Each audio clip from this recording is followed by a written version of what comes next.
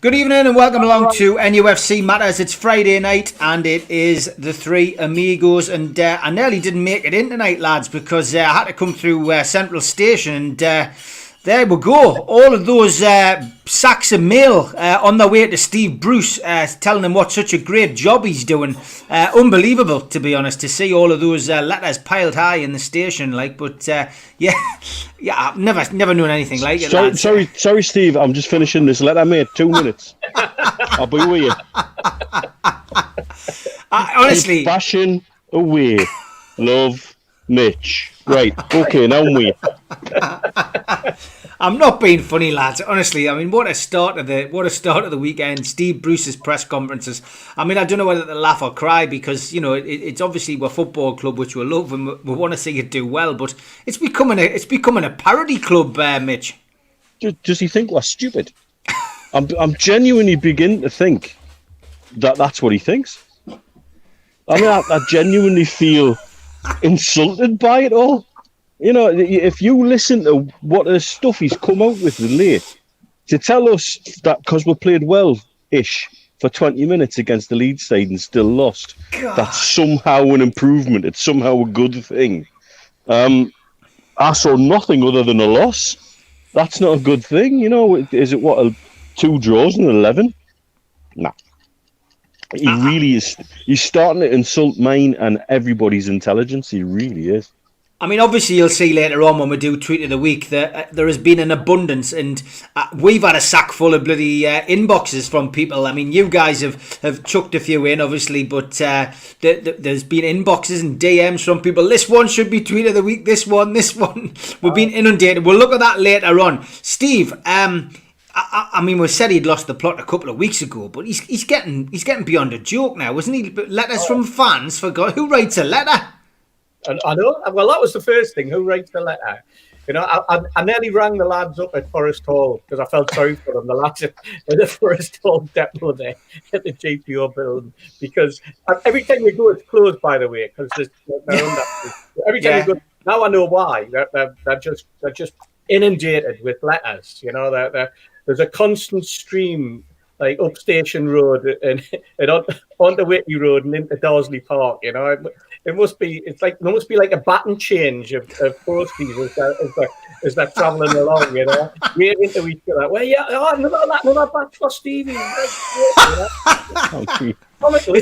It's going to be an Olympic sport. I mean, the amount of good luck messages he's had. I mean, he didn't get as many when he took the job. Sack carrying. Cause I tell you, because let's face it. I mean, he's certainly not carrying us along, is he? With his stuff. It's remarkable. I mean, you know what? In this time of COVID, in this time of being locked in, he's driving with a drink. There's no question about that. And we kind of, at least it's not costing us as much as we would if we were in the pub, although I'm sure we would much rather be in the pub. And at least we're on takeaways. But I don't know about you guys, but like he's certainly driving me to drink, It's crazy. Well, I've maintained I don't drink in the house. This lockdown suited me perfectly, really, in a lot of ways, health-wise and financially and whatever. I'm not spending any money because I'm not going out, but it's just the way it is, yeah. But I understand how some people can be turned to drink through Steve Bruce, because the guy's an absolute, as Steve Howie would say on Total Sport, an absolute buffoon. There is no other word for him. He's driving everybody nuts, and we've just got to hope that if the worst case scenario happens and we lose against Everton and we lose, we lose our next 2 games, say, that Crystal Palace, being the one after that there's a decision made, and the decision's got to be to sack him, and we'll talk about that in due course. I do want to plug the T-shirt. Now, look, these T-shirts we've raised that over nearly £2,000 for the food bank with these T-shirts, and this one hasn't had a bid, I don't think. Q-Tech John might be able to correct things, but I don't think the sad one. Now, I'm not sure whether it's the connotations of the connotations of BDSM in there or whatever, but it's tongue in cheek, please. It is for the food bank. It is on my Twitter account at Steve Wraith. It's pinned to the top. To be honest, I forgot all about it at the start of the week because normally we close it off on a Monday. And we do ladies' night on a Monday. But of course it was the match. So I forgot about it. And I forgot about it all week. So then I've come to it today and went, oh, that t-shirt's still there. So please, anybody bid for it. Bid £1, you can bid £2, you can bid £3, whatever. Anything goes for the food bank. So it goes to the food bank. It's pinned at the top of me Twitter account at Steve Wraith, which you can see on the screen. Give us a follow if you want as well. But please, somebody bid for that t-shirt tonight. We would love to see it go. And then obviously we've got 2 new special prizes. Not Q-Tex t-shirts. We've got 2 special prizes sent by Mark Byers. And they're fantastic. And I do know that Pete, who does the match day live and does the worldwide show, definitely needs to be involved in this. So I've got to be honest, I think I'll probably bid. And I don't normally wear caps. And I've advertised it on here anyway. But yeah, look, we want to get this one done tonight. So the winner of the Sav t-shirt tonight, we'll announce that about half an hour before the end. If I forget, Steve, Mitch, if I have a senior moment, please, for God's sake, remind us. And then we'll put the next one up and the next one on. So we'll see where we go. Okay, let's start with Graeme Jones, Mitch. We had a feeling he was coming. The rumour mill had started about 2 weeks ago that we were interested in this coach. A bit of research into him, and I've been a bit down on him in the sense that he seems to have specialised in failure. He has been involved in relegations. A lot of the word on the football beat, ex-players that I've spoken to, etc., seem to be 50-50. Some of them know him, other people don't. He has coached at Newcastle, albeit in a lower capacity before. There seems to be a bit of positivity around him coming in. Steve Bruce knew nothing about it though, Mitch. I mean, it's a strange thing to do, and I think what we've all decided on the shows that we've done this week is that Graeme Jones has been brought in for one reason and one reason only, and that is that if Mike Ashley has to make the decision to sack Steve Bruce, Graeme Jones will be the caretaker manager. Or there's something else going on that we don't know about. I mean, honestly, really, it's a weird situation. We've got more coaches than Armstrong Galley now. And it's you should have tweeted that. You don't really. I think Steve's been busy enough this week. I think I can't see the rationale behind it, particularly if Bruce has had no input into the decision to bring him in. That's the bit I don't get. What I don't like is things like the immediate reaction from Rob Lee, for example, whose son has played under him, and Rob Lee, for him to react the way he did, was quite startling. And he's not one for doing stuff like that. He's not one for knee-jerk reactions straight on there. For knee-jerk reactions straight onto Twitter. That alarmed me. He seems to be a relegation specialist. He seems to be involved with too many teams that get relegated, which is a worry. I'm not going to get into the whole, well, he's a Geordie and he's coming back. Yeah, we've said this all along about anybody from the Northeast coming home. If you're offered a job, I don't think you'd ever turn it down. None of us would. But I just can't get the rationale behind the whole appointment unless there's something else going on that we're patently unaware of.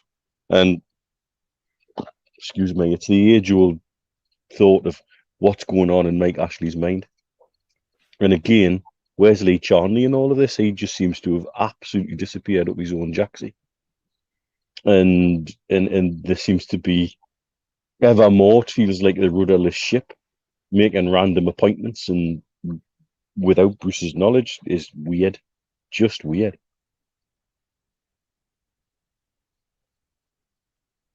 It's like a twilight zone, our club, isn't it, Steve? I mean, some of the stuff that's happened over the last couple of weeks is just bizarre. But I just think the appointment of Graeme Jones, it has to be tactical. It has to be, you know, it has to be somebody somewhere thinking outside the box, which is unusual for Newcastle. But they clearly believe that the takeover will go through at some point. However, they are also aware that, you know, they're getting sucked into this relegation battle, and they might have to make a decision. I think this is do I think it's a sensible decision? I really don't know. I'm a bit stuck as to whether it's a good idea or not, because we don't really know anything about him other than his CV. His CV's not that impressive. We've seen it, and as I say, the reaction seems to be split between people. What's your take on this Graeme Jones situation?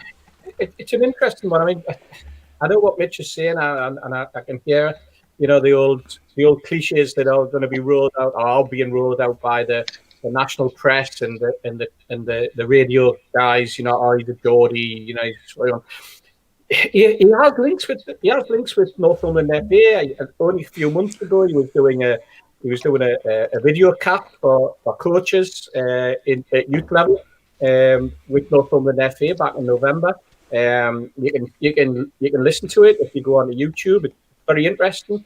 He talked a little bit about his career to date and how he got into coaching and how long he's been doing it. He was giving advice on, you know, people who want to get into coaching. So obviously there's a link there with the Northumberland FA. I know that other people at St James's Park have done similar type of things, and there's strong links with Northumberland FA, etc. So that's I'm just sort of knitting stuff together. If I was gonna, because I kind of get my head around, because I've never come across a situation where after 18 months you appoint yet another coach when you've already got a team of two coaches that you've had that have followed your career all the way through, you know, that have been part of the team, and then to bring someone in at this stage. I haven't come across it. Somebody might be able to tell us whether it's happened at other clubs.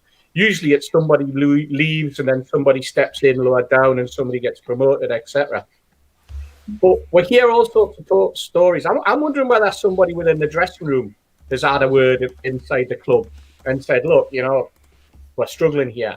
You know, that there's been disputes or arguments between management and coaches and certain players. Maybe it's come from that angle. Maybe somebody suggested, you know, there needs to be some fresh blood because for 18 months we're not getting coached, or it's so complicated and so complex, and we can't understand whether we're playing 3s, 4s, 5s, false 10s, false 9s, false 8s, false 5s, you know, and all of that. And there needs to be someone to come in. And I wonder whether somebody said that within the club, either within the playing side or within the managerial side, as in senior people, or even ex people involved with the football club in the past. I mean, somebody mentioned, I think it was on Liam's in your podcast or show a couple of nights ago, Graeme Carr's name was mentioned. You know, I wonder whether people like that, like Graeme Carr or others who have had the ear of Mike Ashley in the past, have perhaps, you know, suggested that there should be somebody come in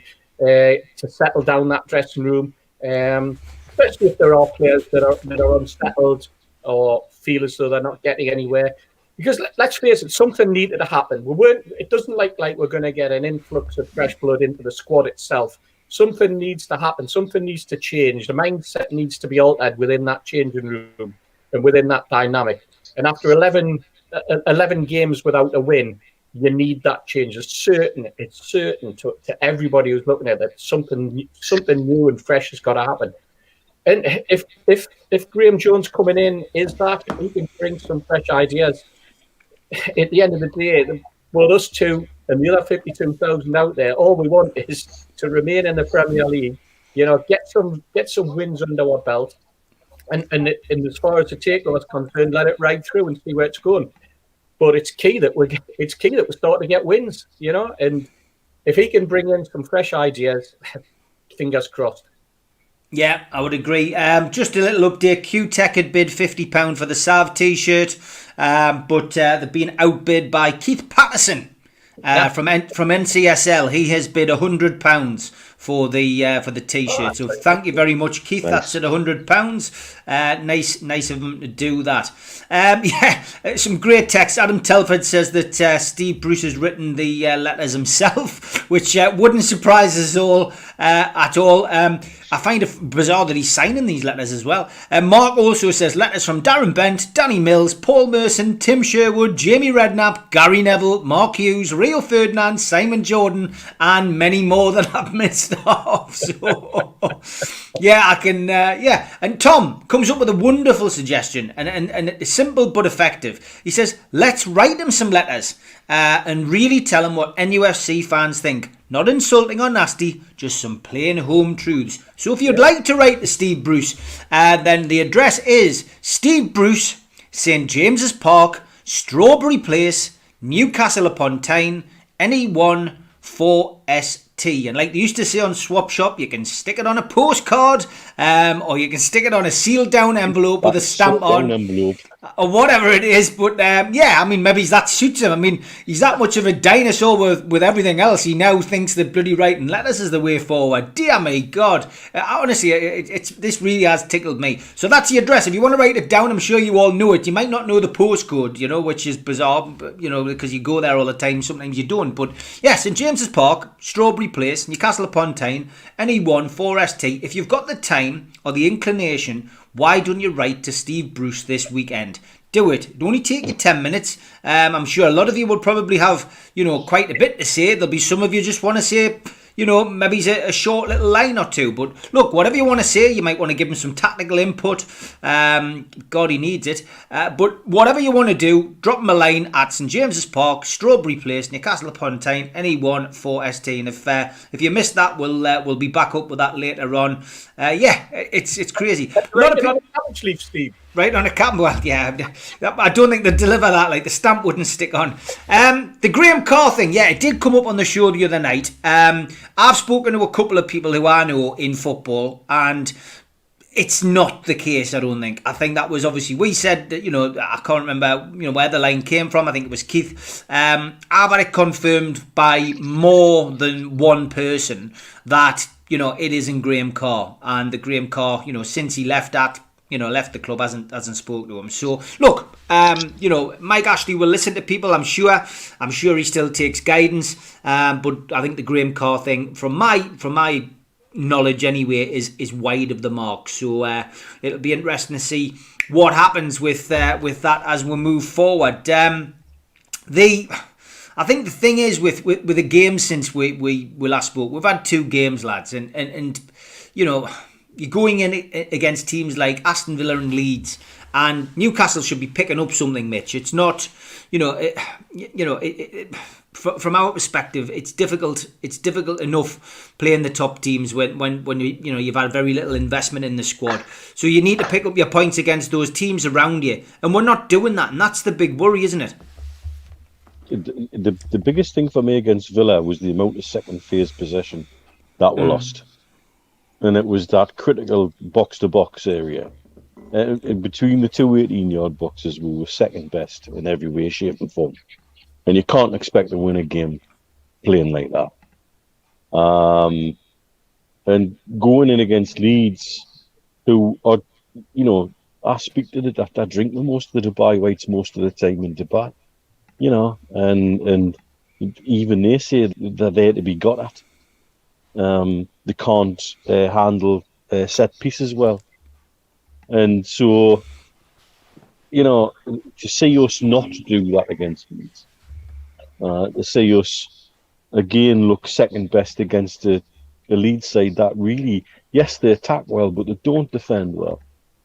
And the minute we got back to 1-1, you'd think there should be some spirit there and an ability to have a go. And we sort of almost went back into our shell, and then all of a sudden it was 2-1 down, and that was game over. We were never coming back from that. And you could see the body language. We've got no confidence. The front line still operates like an island. The back line seems to desire the 2 midfielders sitting right in front of them. And we just look second best in every way, shape and form against 2 teams that we really should be picking points off. Yeah, Steve, it's it's been a long run, and that's the downside of this. It looks as if there's no end in sight either with the games that are coming up. The Villa game, I expected that. The Leeds game, I thought we could have got something out of it, although I did predict a defeat. If there was one of those games, I thought we might get something out of it, was that. But we just didn't. We didn't seem to want to get a result, and Bruce's tactics, and it was just awful to watch, wasn't it? Yeah. And Neil's correct in the gap between the front and the back line. The lack of mobility in central midfield was there for all to see, but also the lack of urgency and the attitude, the wandering around attitude. I mean, when you look at both goals and you see Shelby, just whatever, he might as well have been standing on the sidelines having a smoke, quite frankly. In fact, he would have probably been a little bit closer to the person he was marking than he ended up marking himself, because he just left gaps everywhere. He chased the ball, he didn't even chase the ball. He walked towards the ball. He didn't follow his marker and all of that type of thing. Then when you look at the Leeds game, I mean, the change in the second half was because all of a sudden we had several defenders who decided to step out. I mean, Shaw stepped out 3 or 4 times and filled that gap in central midfield, and you saw Leeds just going further and further back. Leeds couldn't combat it. Leeds midfield didn't know how to cope when people started to run at them. Obviously, that came from San Maximum coming on, but it seemed to, all of a sudden, we seemed to get Shaw and Lascelles at times picking the ball up and just running with it, and that was filling that gap, and that was pushing the back four a little bit further on. And yes, it does create gaps and it creates holes, but it also creates panic in the opposition when they're not very good at defending themselves. And we saw that panic stations that occurred. But then you've got someone on the touchline like Bielsa who spotted what was going on and was able to exploit it with an out ball that gave us problems. Tactically, we're just all over the place, Steve, quite frankly. And now it's just a case of, you know what, just Bruce's whole reason for being now is, or all he's going to be shouting from is just give it to San Maxi, just throw the ball at him and let him run with it. Because I don't think there is any other tactic in his head now. He's created a situation where, if, for example, San Maximum pulls up with a hamstring after 15 minutes, you'll just see the heads drop again because he's built this guy up so much. And you'll not see it just drop on the pitch, you'll see it within the fans as well. And it's just the lack of anything that I think that's just driving us absolutely potty. Yeah, no doubt about that. It is driving up potty. St Maximum coming back, Mitch, is a positive, I suppose. And there was no doubt in that 20-minute spell or whatever it was that he got. He certainly had the players look more up for it. He certainly had a big effect on the game. He's going to be a big player if we can keep him fit. There's the question, Steve. There's the $1 million question. If we can keep him fit, because the Bruce's record of keeping people fit when they're brought back from injury is not terribly good, and he's hung his hat on St Maximum. That's quite obvious, and it's how he's managed. And my worry is he's not going to be managed. He's just going to be chucked in and with everything crossed that something isn't going to happen, that he's not going to pull up with an injury. It's a sad indictment for the way that this squad is being utilised, that he's hanging his hat on one man. We've got a lot more talent in this squad to just rely on the actions of St Maximin. St Maximin should be the icing on my cake, not the body of the cake. But because he can't seem to work out what his best 11 is, what his favoured formation is, how many false tens he wants on the pitch at any one time, things like that, will become reliant on St Maximin's fitness, and that's terrible. That's a concern, because he's shown he's not going to be somebody who's there all season, because he does pick up niggly little injuries. A lot of these skilled players with quick bursts of energy do pick up niggly little muscle injuries every now and again. They're going to miss games. and it is the management. It's the management of the player, and he's shown time and time again that's something he absolutely can't do. You know, there's enough evidence of players coming in too early, then they're out again for another 6 weeks. It's happened over the 18 months he's been in charge on numerous occasions. So that's the concern, while we're hanging my hat on St Maximin full stop. Yeah, big shout out to our sponsor for this month, Old Coach House Distillery.co.uk, the world's first alcohol-free distillery. Visit their website and enter the code OCHD to claim your introductory 10% discount and get the most out of your mindful dry January. Also, a big shout out to John from Jab, who had a bit of an incident yesterday, crashed his car. Hope you're all, yeah, he's wasn't too good yesterday. Didn't get seriously injured or anything, thank God, but wasn't in a great place. So John, thinking of you tonight, mate. Thanks for your help with all the flyers, etc. Big shout out to qtechshop.co.uk. John, who I know is watching and keeping an eye on that t-shirt for us tonight. The makers of pool tables and snooker tables in Wallsend in Newcastle also make our t-shirts, which you can buy at newcastlelegends.com. Thanks to all of our sponsors, and lots of people asking how they can join the channel. Well, you subscribe by clicking that little emblem down in the bottom right hand corner, and you will get notifications of each show. Another 100 subscribers this week, so thanks very much. And you will see people keep referring to all the people who are watching and give it a like. Well, hit that little thumb, and that will give the video a like, which is good for us. And click share, it'll share it to your Twitter and your Facebook.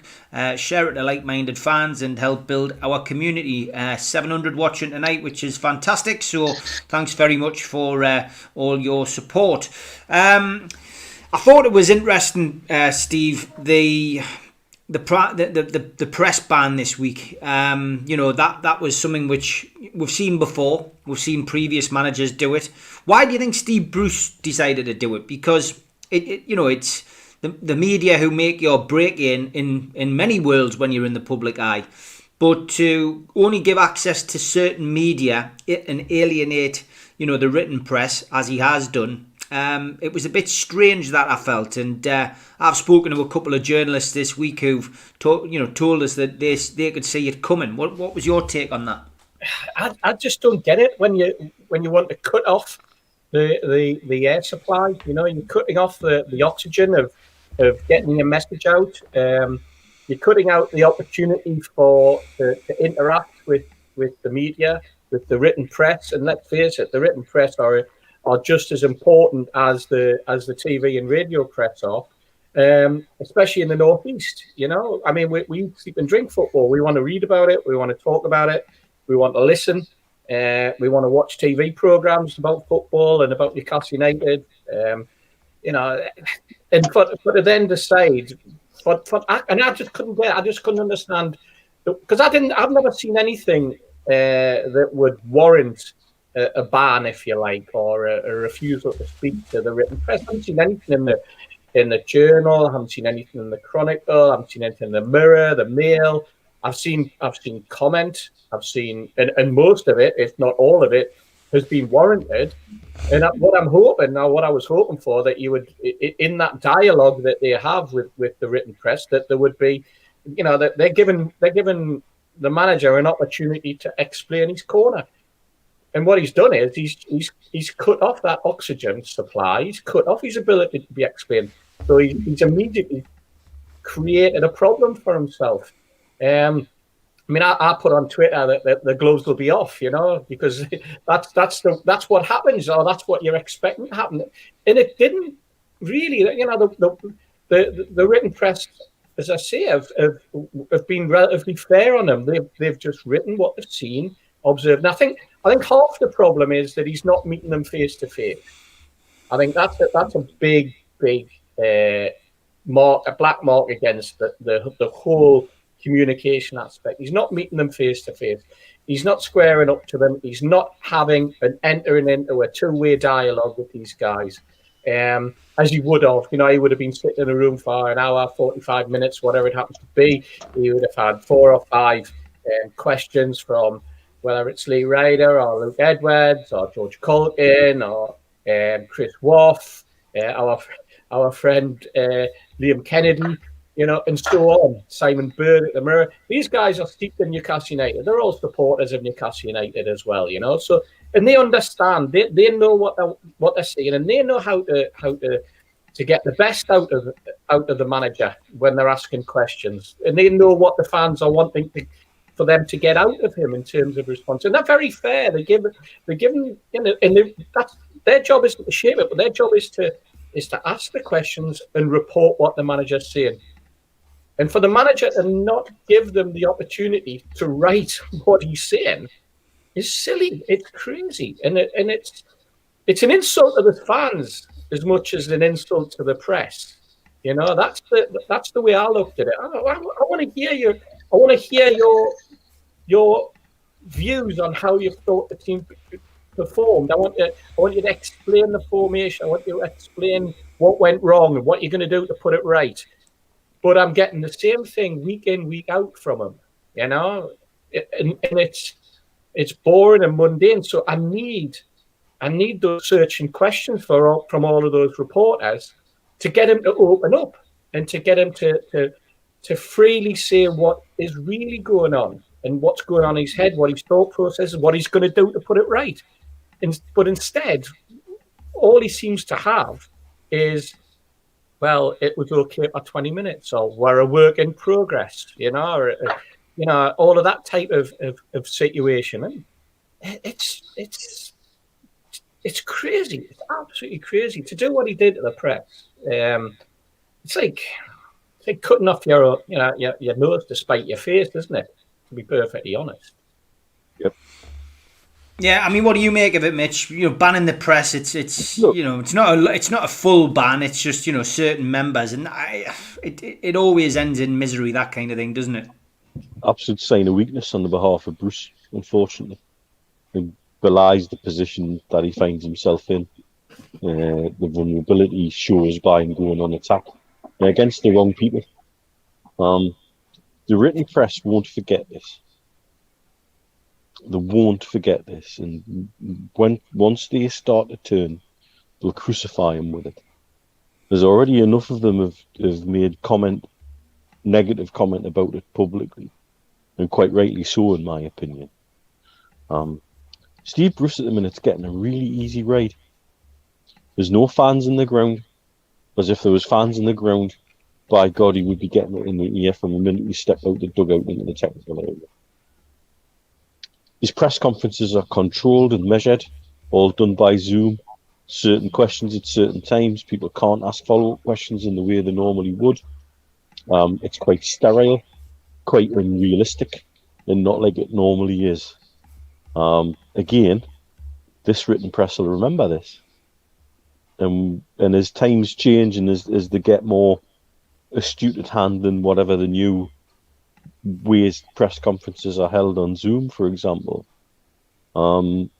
it's going to turn sour on him, and he's just again cut or insulted a part of the media that could be his mates, and some of them are his mates, quite frankly. And even the ones who are his mates are pissed off about it, and openly so. From his point of view, one of the stupidest and naive moves he could make, an absolute sign of weakness in the position he finds himself in, while he's having coaches appointed that he didn't have any say in, and more. And he's got to think himself lucky that he's not getting the ire that should be directed his way in full, and to act so precious with the written media over one or two comments in one or two outlets, and tar them all with the same brush and just cut them off, is frankly stupid, in my opinion. Yeah, he's no Alex Ferguson, is he? So, Ferguson banned the BBC for God knows how long. That was funny. That was funny, wasn't it? As well. Yeah. But now we've got him thinking. Is that where it's come from? Is he thinking, well, Alex got away with it, so I can do it. I can ban X, I can buy Y, I can buy Z. No. You haven't had that success. You haven't got the kudos. You haven't got the charisma. You haven't got the personality, and you haven't got the strength and power behind you that Alex Ferguson had when he bans the press. So don't even go there, Steve. It's not becoming of you. It's only going to end in tears. Yep.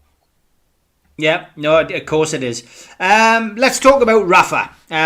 We've mentioned him many times on here. You know that you know most of the three amigos. In fact, all of us are all fans of Rafa to a degree. Would love to see him come back and replace Steve Bruce, I think, for certain. But it's interesting. He's now stepped down from his job, Steve. He's back in the country. He cited COVID as a possibility for coming back, travelling backwards and forwards from China. Travelling anywhere is a nightmare with COVID. But he's a free agent again. I think it was Barry Mitchison's just asked a little bit earlier there. Is this appointment of Jones as a coach just, it's another... I think some people are asking in the chat, is it almost like constructive dismissal, try to force him out, make decisions which are going to push him out of the club eventually, or does Ashley think the takeover is going to go through and the new owners will want to appoint their own man, and Rafa probably will be that person? Well, I think if the takeover happens, then yes, there will be appointing their own man. The way it currently is, I would take Rafa's dog, quite honestly, as a manager. Never mind take anybody else, because he couldn't do a worse job with 11, no wins in a There's so many plates spinning, Steve. There's so many plates spinning. There's what's going on in Saudi Arabia and Qatar. There's what's going on with BN Sports in the Premier League. There's what's going on with PCP and the club. There's what's going on with the club and the Premier League. All of these plates are spinning at the moment at various degrees of speed, and nobody really knows where it's going to end up. It could all fall into place tomorrow. It could all fall into place in a week's time, a fortnight's time, or we could be still here in April. We just don't know. Will Rafa be still around? Rafa said that he is actively looking. But we'll bide his time, because at the moment there aren't, the jobs that were available have been filled.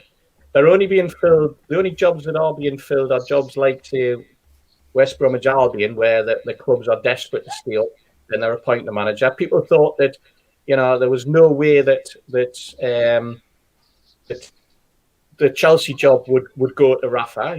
I think we knew that was nailed on for somebody with vast experience who had just been sacked, that was German because they bought German footballers, players that have been struggling, somebody from PSG who had success or relative success over there, and now they want to step in. And let's face it, Lampard, although he's done okay, he got the Cup finally, got them into the Champions League at the same time as having an embargo put on. As soon as they started spending the money and they started giving them a squad where he suddenly had to start thinking about it, became difficult.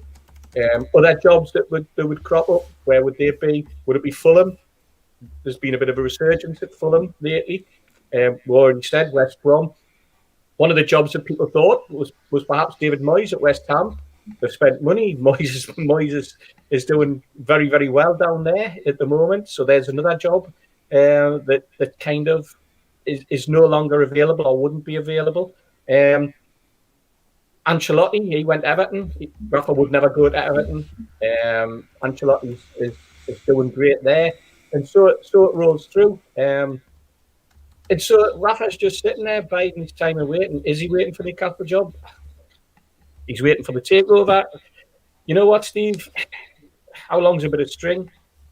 All that we can see is that survival in the Premier League is the one thing that rests on a lot of those plates that are spinning, because some of those plates will start to fall off that stick that it's spinning on if we go down. I'm pretty sure of that. I know other people might think not, but if the club got relegated, I think it would be all bets are off. Yeah, no, well, I do as well. It's beggars thinking about that, doesn't it, Mitch? Potentially getting relegated, and that's the big worry. I mean, I'll ask you two both. do you think the takeover would go ahead, Mitch, if we got relegated? Because the deal's done at 300 million plus. Newcastle drop into the Championship. It's got to be a different deal on the table. And, Mike Ashley has a decision to make, doesn't he? He'd probably have to take a reduced price, or he'd just keep a hold of it and hope to get back up. As the current deal stands, it won't go through with 325. Not as a Championship club. There's a good and valid argument. Look, 2 years ago when we were talking 325 to 330 million for the club, there was a very valid argument put to me by a number of different people in the game who said, actually, you know what, that's not a bad price, but we'll give you a valid argument that the club's worth 400. Some of the same people now are looking at the impact of COVID on the game. There was a recent report that said it looks like the top flight clubs in Europe have lost collectively 1.7 billion over the last 18 months due to COVID. Okay, that's the impact on the game. Barcelona are looking at a shortfall of something like 750 million euros right now. Right now, that's Barcelona. They're under pressure. I'm telling you now, the Catalonian banks are going to be starting to put pressure on Barcelona very soon. That's how dire football finances are. So let's come back to this deal. 320 million is probably right now 50 to 70 million too much for what the club should be worth right now, once you factor in the impact of COVID on the game. Okay? So then we're going to get relegated. I reckon you'd be lucky to get 150. As a Championship club, you'd be lucky to get 150. And when you hear people saying that, I would agree, there's constant interest in Newcastle United. At one point, they were fielding something like 13 to 14 inquiries a month from people interested in the club. And again, this comes back to why they get upset with tyre kickers. We were talking about this last week. I can guarantee you now, anybody coming in with a bid for the club right now will be bidding nowhere near 320 million. They'll be chancing their arm that Mike Ashley's fed up, totally fed up, and will take anything he can get right now. He's proved time and time again. It's not that he's not a willing seller, he's just a bloody difficult seller, and he has a price in his mind, and he won't sell unless he gets the price he wants. Will that attitude change following relegation? I don't know. Who knows how that man's mind works? But I can guarantee you, I reckon, at best, as a Championship club, are worth 150. And would he be taking bids on that? I don't see it, unless he absolutely is just desperate to get out. Would he be desperate to get out if we got relegated? Well, the last 2 times he got relegated, he didn't. He gambled that he would get us straight back up again.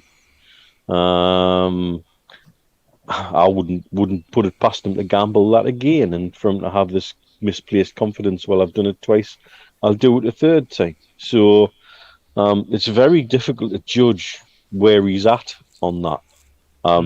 Do I think there'd still be interest from the current consortium in the club if as a Championship? I think as a distress sale in the Championship, we're a very juicy proposition because we've got most of the bits in place. I think certainly from what we understand of the PCP attitude towards it, I think they'd still have a thirst for interest in the club, but I don't think that there's no way it would be the current deal that's sat there right now. I think all bets would be off in terms of that, because that would be madness. That's just chucking money away, money that would need to be invested in the playing squad to make sure we don't get stuck in the quagmire of the Championship.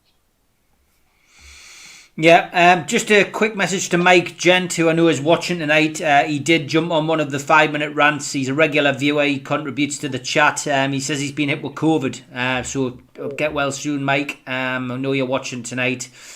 Stay safe, and let's hope you can get better soon, mate. And we're all thinking of you from here. Tom Dixon reiterates that with his speedy recovery message. So yeah, Steve, you touched on it slightly there, but do you think that Mike Ashley would still want to sell the club if he went into the Championship? Do you think this is the case of, I want to go now, but if we went into the Championship, you would have to review that? I think Mike Ashley wants to sell to the people who are wanting to buy it at the moment. I think that's the key.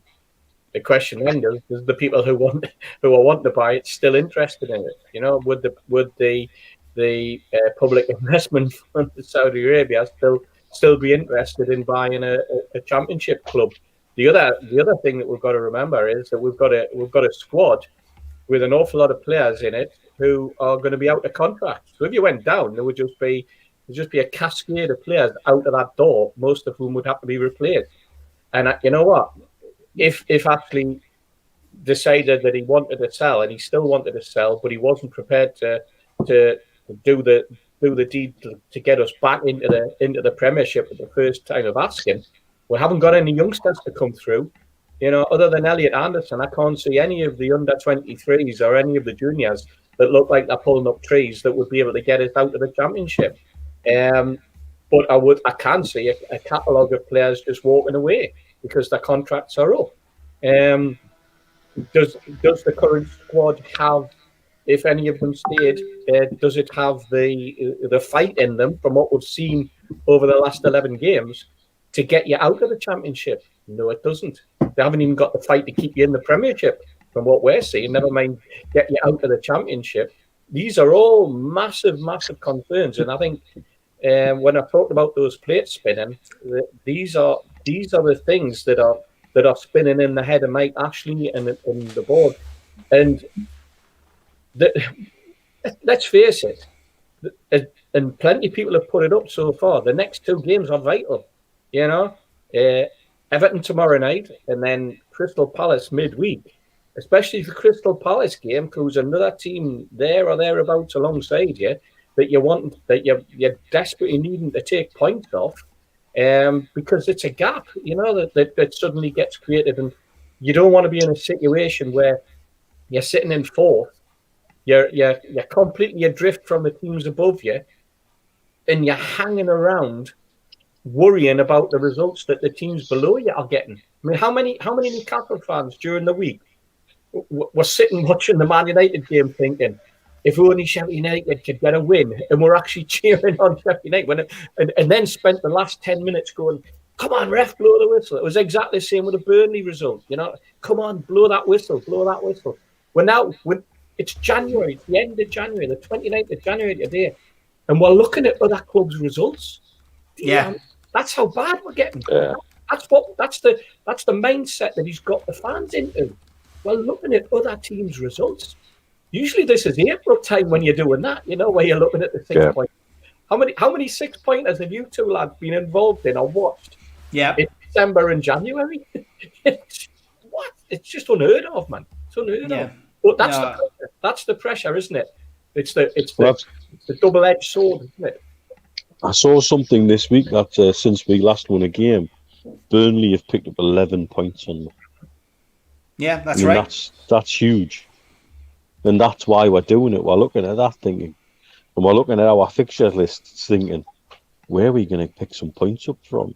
And you're right, that's usually a conversation for April.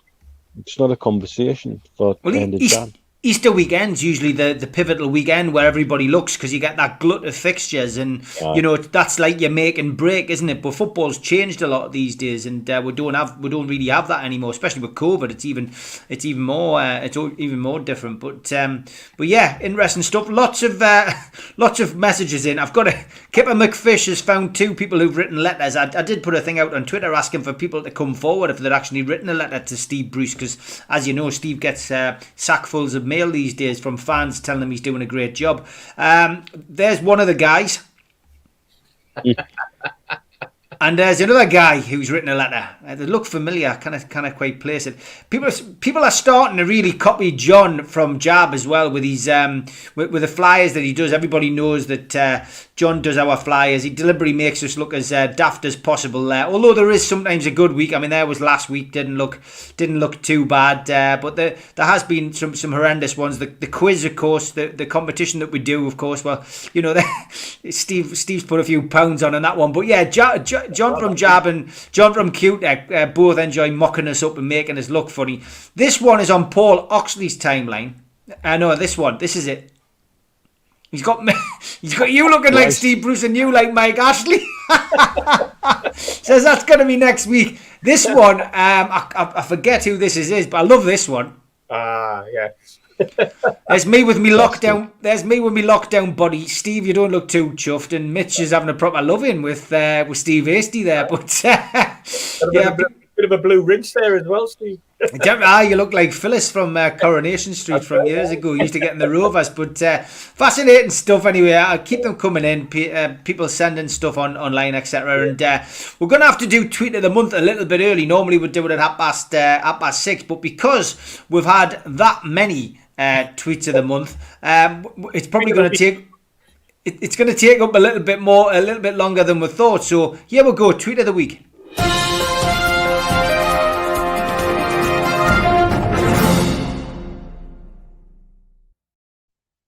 Wow, where we start with this? Honestly, we've been inundated, and I mean inundated with tweets from you lot out there. People have actually been screenshotting them and sending them to us, and Steve's picked the best ones here. So we'll start with this one, which I thought was quite funny anyway.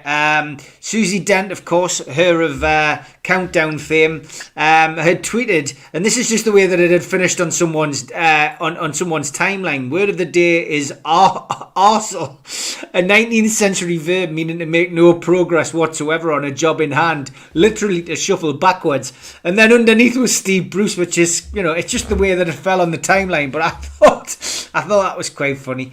Paddy Power have been having a right field day with the way Newcastle season is going, and Paddy Power's tweet, there we go, on the 23rd. Newcastle have pretty much declared on 19 points for the season, are hoping that the teams below them just won't reach that. Yeah, I mean, if you didn't laugh, you'd cry, really, at the way things are going for our club.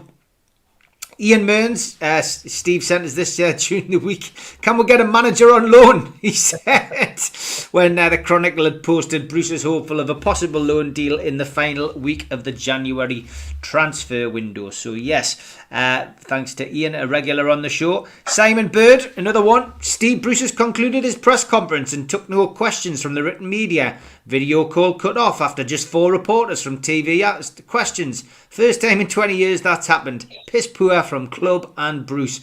And Simon Bird, respected journalist, it has to be said, clearly not happy, and a man who's obviously took on Joe Kinnear in the past, but as we discussed a little bit earlier on the show, very difficult to fight back when it's all been done by Zoom. That guy there, as many of you remember, the publicity minister from Iraq, who used to come on and basically say that everything was fine and the place was falling around behind him. He's been used to sum up the Newcastle situation at the moment. The NUFC press conference was a complete success this morning. All fans should be proud of our glorious team and our leader, Steve Bruce. On Saturday, they recorded a morale-boosting 0-2 result with encouraging signs. Everything is good. There is no need for alarm. That did tickle us as well. Ryan Davison, 11. He said, Bruce, I've never been able to play Ryan and Alan together. And then basically Ryan went on to say that he has in 37% of our games and chose to in just one, Wolves away. And then in 3 games he subbed Fraser on for ASM. Brighton home, Burnley home and Everton home. And then in 2 games, Fraser was an unused sub. West Ham away and Man United at home. So just really, basically showing and highlighting how, unprepared Steve Bruce is, I would say, when he's in front of the camera.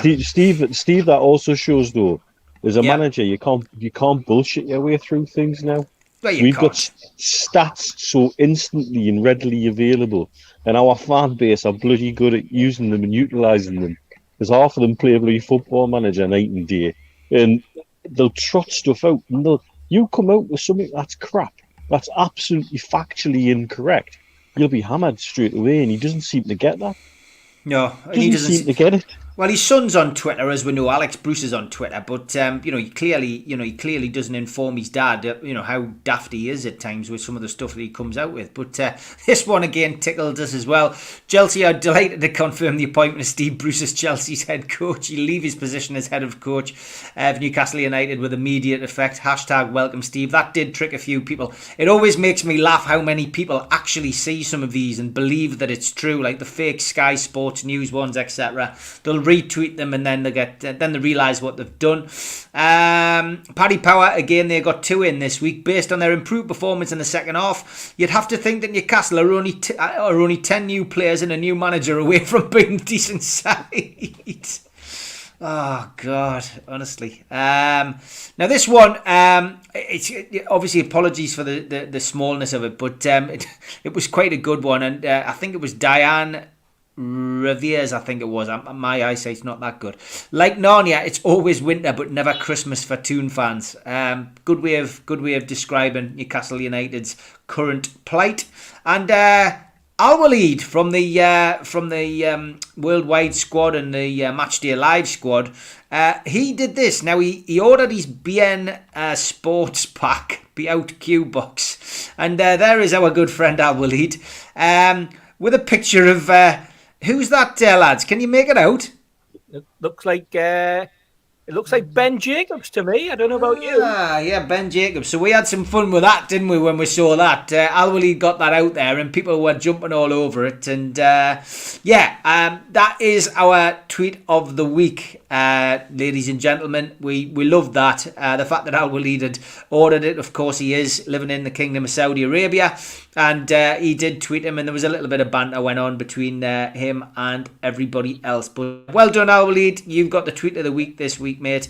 And we look forward to getting more. Please send them to me at Steve Wraith on Twitter, or at Ultatonian, or at Geordie Dentist.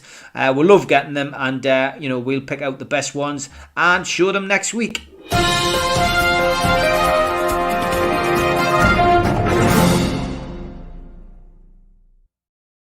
Great stuff. Some great ones there, lads, wasn't there? Brilliant. You know what? When Al-Walid did his with the little video, and he opened the box, and then he opened the pamphlet, and out popped Ben's photograph, and I just couldn't stop laughing. It was just so brilliant. Like, what a sense of humour, and how brilliant, to from all those miles away, and obviously a Newcastle fan. And getting into the spirit of things, getting into the humour that Newcastle fans are famous for, and I think he absolutely nailed it this week. Quite frankly, it was brilliant. Yeah, no, it was superb. Adam Telford says, if we get a takeover, I'd go with Allegri. Not that Rafa isn't great, just he is, but I think Allegri could get us further. Adam, all about opinions, mate, and really appreciate the fact that you send your messages in. You've always got some good points. Allegri, lads, what would your take on Allegri be? Go on, Neil. Well, I think it depends what somebody wants to do when they come in. Do they want to create a secure platform on which to build something to go further down the line, or do they want something that's an absolute immediate impact? And I think that's the difficulty. And I get why people could come up with a number of different names that might tackle where we're going in a totally different way. You know my feelings on it when we were asked about Rafa a couple of weeks ago by someone, that I see him as somebody to come in and build a platform to then go forward on, consolidate, create the springboard to then create a dynasty. And I don't think that's what you'd get with Allegri. You'd get impact here. You'd certainly get impact. I don't think there's any doubt about that. But I think I would quite like to just get some security first before we start talking about people coming in and managers coming in and where we're going to go. There's so many other things that need to drop into place first, and that's what we need first, is that kind of level of security, not to be getting a little pie in the sky about Allegri or whoever else we want to talk about, you know what I mean? Yeah, Steve, I notice you are getting a bit of stick, and I mean, I don't often highlight these things, but I do tend to put them all up, whether they're positive or negative comments. And I mean, we always get people asking about Mitch's watch, etc. But your specs are really starting to create a bit of mystery about them. And I mean, this is Dame Edna. Dame Edna Everage, where are your specs, Steve? I've got it. You know what it is? I sit in the bedroom here, right? And I've got this on the wife's dressing table. So I'll just pick up any old specs on lying around, thinking I'll be any old reading specs. I found these ones. Which, I know they're like Peter Sissons. Yeah, they're not too bad. I've got these ones that are pink.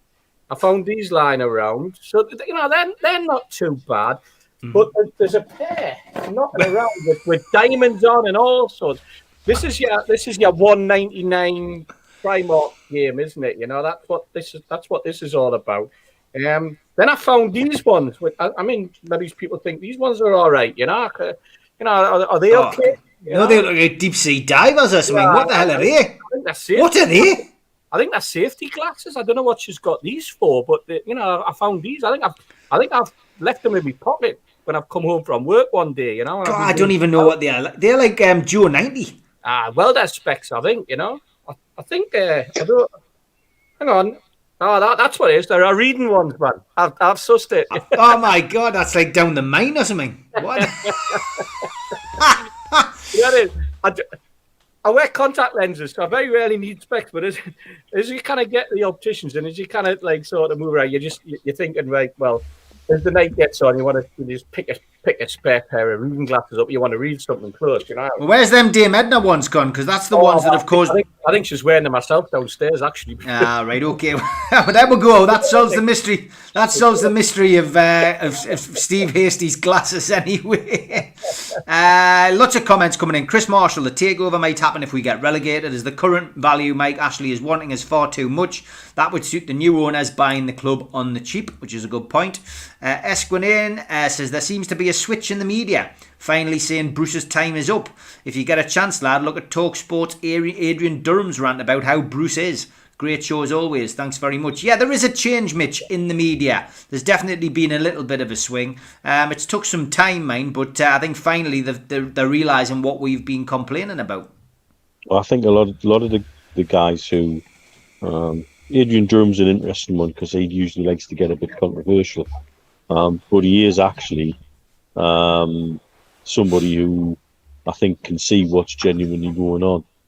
And we've had a lot of people in the media who've been backing Bruce. A lot of them have been these former players who really know little about the club, little about the region, and little about what we as a fan base want.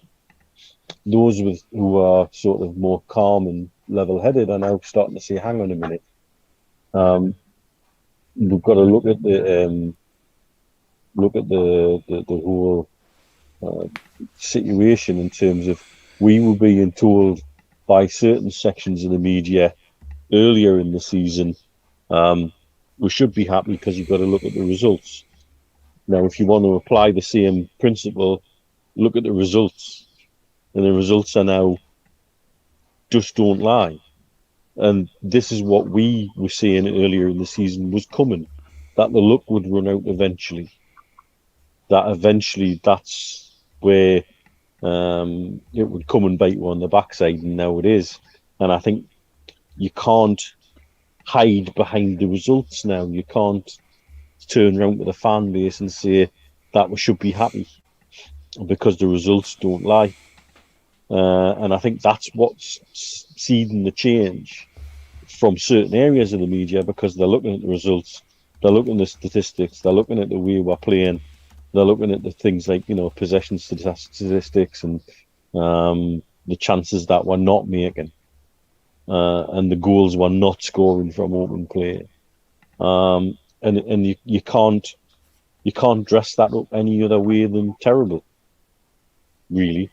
Yeah. So those who've got half an inkling of professional integrity are now turning around going, yeah, actually this really isn't very good, is it?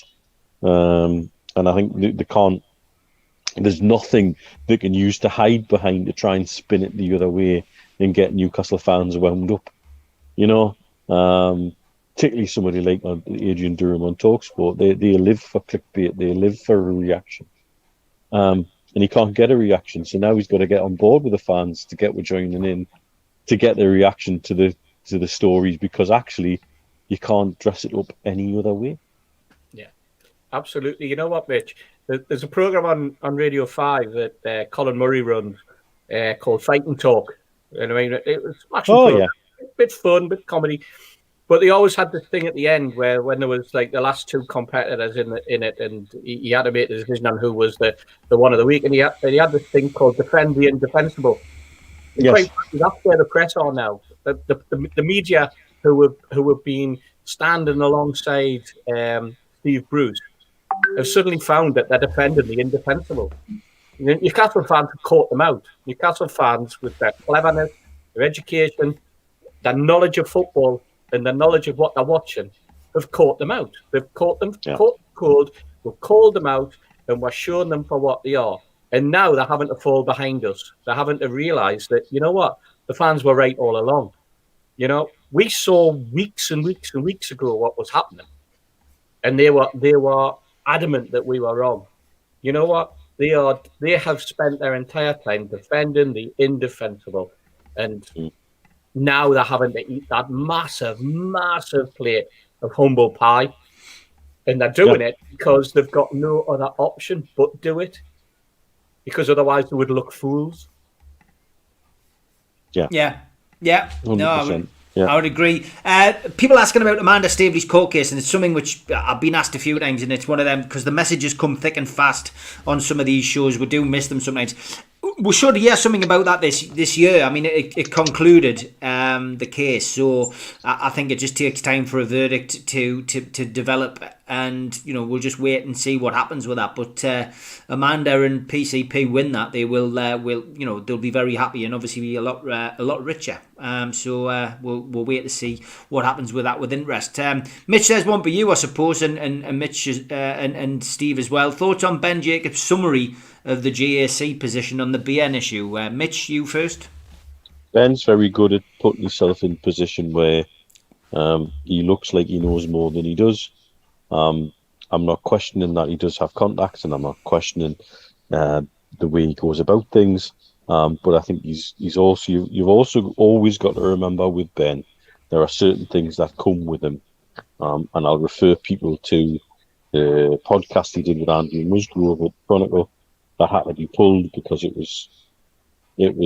wasn't terribly factually accurate at times and gave a lot of misinformation and misleading information. He's very good at positioning himself with his words, and he's very good at seeming like he knows more than he really does. Even when he does actually know quite a lot, he still wants to make out that he knows even more. And I'd what people think of Ben, I don't believe Ben's a Qatari shill or anything else that gets chucked at him. His number one interest is protecting his position. And the problems I have with Ben and his reporting are very easily looked up on Google about, things that have happened historically. And I have to find trouble trusting somebody like with this sort of things that have happened in the past around him. That's my personal take on it. I see through some of the positioning, shall we say, and some of the ways he goes about things. Whilst sadly he can write superbly, and he can actually be very useful in explaining certain ways that things are going to happen in the region, because he has been in the region for a while. And I came across him quite a lot in his time here in Dubai, and so did many friends of mine. And so, you can't deny that he's got some sort of insight into how the region acts and goes on. But like I say, he's just very good at positioning himself with his words. Yeah. Okay, Steve, what's your take on him? I was fascinated when the question came up when somebody said to him, Ben, where are we with the GAC? And his immediate response was, well, things are happening. And it took 4 hours before we then found out what those things were. I presume he went onto Google and he started to search and found out first of all what the GAC was, and then afterwards made some phone calls to people to try and establish what it is. I'd never heard of the GAC. I'll be perfectly honest. The GAC is the General Authority for Competition in Saudi Arabia. They're the people who make the decisions on competition rules. And when I say competition rules, I'm talking about in business, whether somebody's breached the rules of competition law in Saudi Arabia. He then produced like a sheet of about 12 or 15 tweets, basically spelling out what was going on in his mind. I did chip in and go, that was great. You could have done it in one. You could have said things are happening, things are being looked at, and we'll know in a couple of weeks. But he didn't. He gave this long diatribe, which is fine. That's not a problem. It's keeping them educated. It's keeping the interest flying. But at the end of the day, I think he covered every single base that was possible to cover, so that when a decision's made, you can fall on and go, yeah, I told you it would happen, or you can fall the other way and go, I told you it wouldn't happen.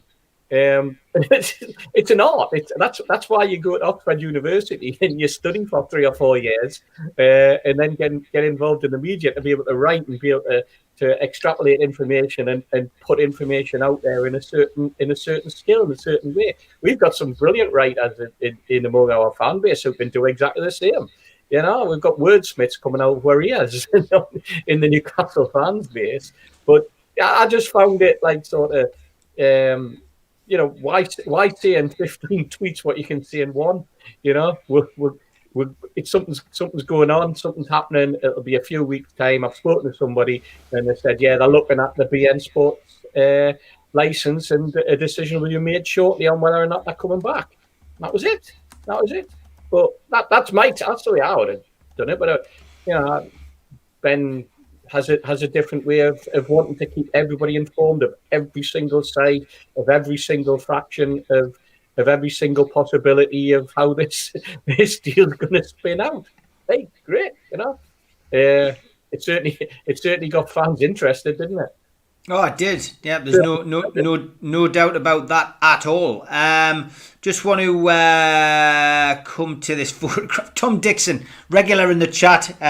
Tom often posts stuff which is breaking news and stuff. Good evening, Tom. Big Dunstan fan as well. He wanted to dig out a photo of him with his specs on, Steve. So maybe we'll start at this. If you wear specs or glasses or a monocle, maybe drop us a picture at Steve Wraith, and we'll get it up online. But yeah, Tom, very fresh, very Russ Abbott. Very Russ Abbott. I had the hats last week, and now we've got the specs this week, and he's rolled them all together. Well done. He's gone for a double, yeah, he's gone for a double. John Askew is keeping us on the takeover. He says, lads, regarding the takeover, is it primarily about ownership, Saudi PIF versus Saudi state, or broadcasting politics? I can't be the only one confused. So, can you answer the question, Mitch? Well, I'll give you my take on it. Yeah, give me your take, yeah. The entire reason they wanted to have this association between state and PIF is connected to the piracy issue. And that, what they were wanting to make clear, or to effectively to get Saudi to admit that the running of the piracy in Saudi Arabia through BOQ was state-sponsored. And therefore, they were wanting to tie state and PIF together in such a way that they could then turn around and say, this isn't happening because the state control everything, and the state were obviously controlling BOQ and the piracy. If you remove the piracy issue from the table, I would almost guarantee they would not give a monkeys about this relationship between the Saudi state and PIF going forward. That's my take on it. That's how the Premier League and the Big Six have been able to hide behind the piracy issue. It's the issue that they wanted to go back to time and again in terms of finding a way to create barriers for the takeover. And that's what it all hangs on.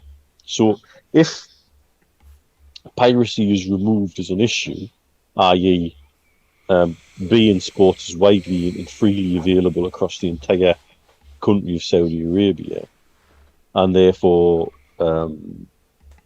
and other things that have already happened, like numerous laws being brought in regarding piracy and intellectual rights in Saudi.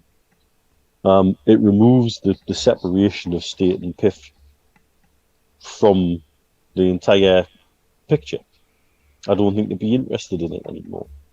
And that's my take on it. That's how I see this sitting and why it was such an important issue to the Premier League, even though many, if not every other legal body in the world that has looked at the situation of PIF have come to the conclusion that it is a separate entity to the Saudi state.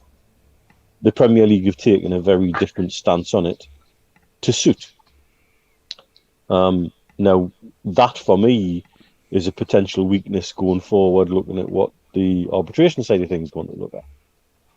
Have they been in the Middle East and taken legal advice from somebody in Saudi? Or have they just applied the thoughts and the thought process of somebody in London? Because that's a very different thing and a potential weakness in the argument. But either way, if piracy is removed, and the issue of piracy is removed, I'm quite adamant in my heart of hearts that the separation of PIF and state is no longer an issue if that's gone. Yeah, we're now getting inundated with pictures. Yes, which is funny. Yes, Steve Hasty. This I quite like this one from Julio Jody on Twitter. That's very you, Steve. When you're just about to have a rant. Any more that we get, I will upload them. But this spectacle thing is starting to become a spectacle of the show. But yeah, what's your take, Steve, on what we're just discussing there? Yeah, I think Neil's correct, but I still have an idea that in my head that the Premier League are really, really worried about their financials, and I think that the Premier League, yes, they've just signed a £340 million, $500 million deal with beIN Sports for future broadcasting. I wonder how secure that is. I wonder what penalty clauses there are in there if piracy still continues in Saudi Arabia, or if beIN Sports still think there is piracy occurring in Saudi Arabia. That's the thing. You can make allegations, but it's providing the proof. And I think beIN Sports will try and hide behind that for an awful long time, because it took them so long to break that, 9 attempts that they had with the Premier League to try and prove or disprove the whole piracy aspect, which ended up going all the way to New York and the World Trade Organization. And I think that the Premier League top 6, the Premier League itself, the other 19 clubs, including Newcastle United, I suppose, in one respect, as we're part of that, they're sitting there thinking, well, if we've had to sign something with beIN Sports that says there's a massive penalty clause, if piracy continues, how do we know that beIN Sports aren't going to pull that out of the woodwork at any particular time? So I'm very, very wary of all the politics that goes on. I understand where Neil's coming from. I just think that the longer it goes on, the more and more obstacles and hurdles will be put in the way, the more and more excuses that are going to fly around. And it's the job of those people to try and who are involved in the takeover to try and break it down. Will they manage it? Yeah, I think they will. I think they will manage it. I think that the whole aspect of what's happening and the breakthroughs that are occurring between Qatar and Saudi Arabia are politically very, very important to this deal. Although this deal doesn't hang on that, this deal does hang on that, but the political breakdowns doesn't hang on Newcastle United. We're at, and we've said it time and time again, we're a tiny 0.1% cog of the entire investment of the public investment fund of Saudi Arabia, Steve. So we shouldn't think that everything that's happening there is for us. Yeah. There are people battling on a totally different plane to that. We're way below. So we shouldn't get too wrapped up in it. Big thanks to Chippers. These glasses things are really flying in now, lads. Chippers has sent us this in. Wondering whether you would fancy them, Steve. They're obviously Sam Chipperfield's Christmas specs. Got his Christmas hat on there. Dom and Lily have just sent in this on the beach. On the beach photograph. Steve's missing them. He's getting distracted. His lasses come back in for the specs, I think. But there we go. Yeah, we've got Dom and Lily with their glasses. Sam, you missed that one, Steve. There's Sam Chipperfield. He sent that one in. Pair of Bobby Dazzlers there. Tim Cairns has sent these in. I'm not sure whether you could wear these in the bar, Mitch. A bit of VR glasses, Beer goggles, aye. Nick Williams hasn't sent any photographs of him with specs on. He has sent us this though. Newcastle United's put this out onto social media. Tuning training gear, gearing up for Goodison. For a gallery of today's training session. You often see this, and then Dave Little's put a little comment underneath at the bottom. Yellow team won. Absolutely brilliant, mate. You know what's happened, Steve? Yeah. My brother has rang my wife and said, "Get yourself upstairs and give her me specs back." So I've got my specs back. Right, so I've got these ones. I've got these ones. Black. Oh my God! What are they? Are they Larry Grayson's? These are the. This is what I'm up against. They're yours. You've got Mrs. Hasty in on the mix now. Been sent up, and then I've got these ones. Hey, I tell you what. This is becoming an obsession. It is. Have you got one of them? You've got one of them racks at home or something with them all on.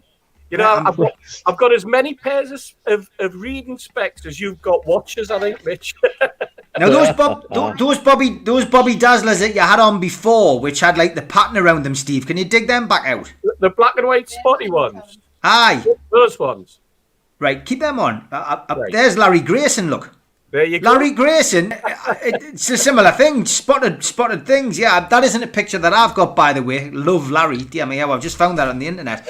But yeah, this is definitely going to become a. This is definitely going to become a regular section, I think. Jeanette's insisting. I've got to let you know. She says they're all hers. She's telling us. She's standing at the door. They're all hers. But thanks to someone known as Rock on Twitter, Jed. He's the one who's forced this on us. Dear me. I'm going to have to get my own back on him sometime, aren't I, Yeah. Well, you'll have to. Yeah, I would I would say. Loads of comments coming in. Lee G says, if Newcastle were to get relegated but taken over after Ashley winning his case, would he or the new owners be able to sue the Premier League because of it? I mean, it's legal action. Would that be something that he would pursue, do you think? You know what? That's a good question, and that's a question that loads of people have said that's the only reason he's into this for. And we know ourselves that it's not. He's in for this because he wants to sell to the PIF. He wants to sell to the consortium of PIF and PTP. The whole idea of compensation is not something on his agenda. He has made his mind up that he's selling to these people, and that's why he's going through this court case. That's why he's going through this arbitration. Because he thinks that he can win the arbitration, and that he will be able to sell the football club to whoever he wants. So, unless he loses the arbitration and something drastically happens, I don't think that's on the agenda or even a possibility, to be perfectly honest.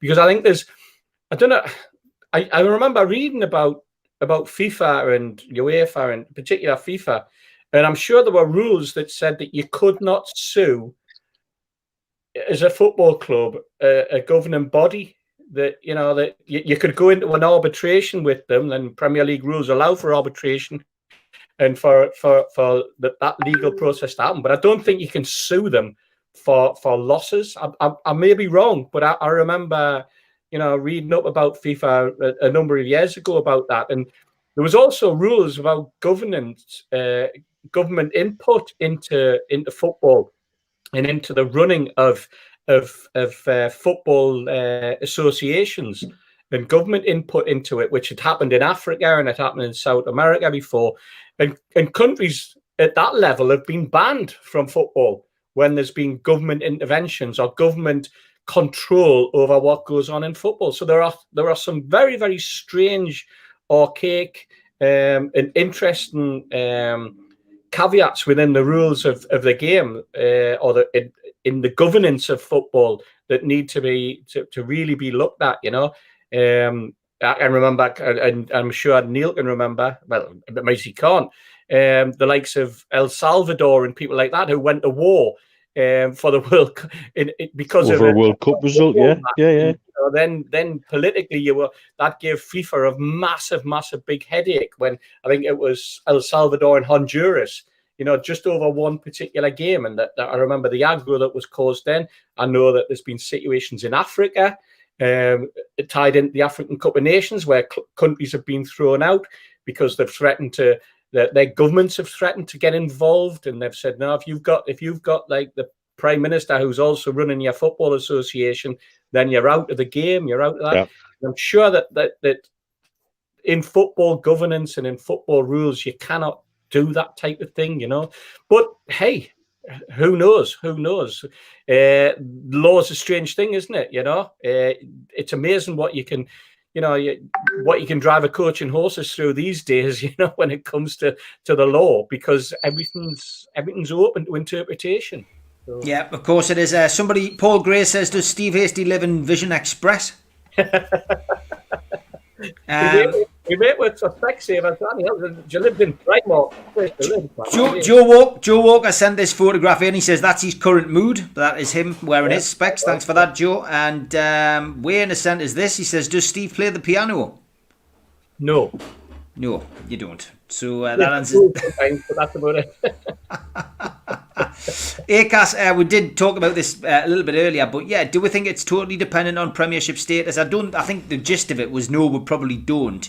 I think, he does want to sell because of what's happening in the high street. Mike Ashley needs money, he needs collateral. I think there was that well publicised line, maybe his last year, of losing track of years, but I think it was last year or the year before where he said his money was all in, it wasn't cash in the bank, it was all in wallpaper or something along those lines, he said. And he does need money. Well, just switch it round here before we get on to Mitch's lookalike section. Joelinton. A lot of people wondering why he hadn't been selected, and I've got to be honest, I was scratching my head. I mean, he hasn't been going through the worst of form for him, it has to be said. But Keith Downey has just put a bit on Twitter. I can put part of it on here. Here we go. NUFC spokesperson, we are disappointed by the image shared by Joelinton getting his hair cut. There are clear COVID-19 protocols in place, and the club continues to guide and educate players on their behaviour. That's what that basically says. So, yeah, Joelinton has clearly been breaching the rules somewhere along the line, Mitch, and has been caught out. Yeah, we tell the players the responsibilities. The club will be taking appropriate action internally. So he's obviously put a photograph out there, getting his hair done when all the hairdressers are closed. I was going to say, it seems a bit of a shame since he's been socially distancing himself from the football for the entire time he's been at the club. It comes to something whereby there seems to be internal issues with players who aren't in good form anyway. What a mess. What a mess of a club we are, with a £40 million striker who hasn't delivered. And again, Bruce doesn't seem to know what to do with him, where to put him. His second touch is invariably a tackle,